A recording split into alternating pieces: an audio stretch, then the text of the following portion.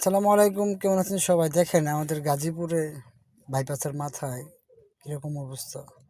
সামান্য একটু পানির জন্য পুরো রাস্তাটাই ব্লক হয়ে গেছে।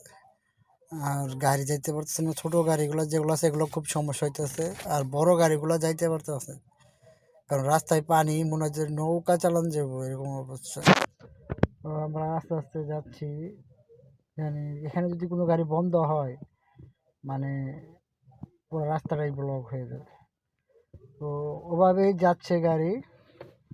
আর এই জামটা মনে করেন পুরো ঢাকা টাঙ্গাইল মহাসড়ক ব্লক হয়ে গেছে।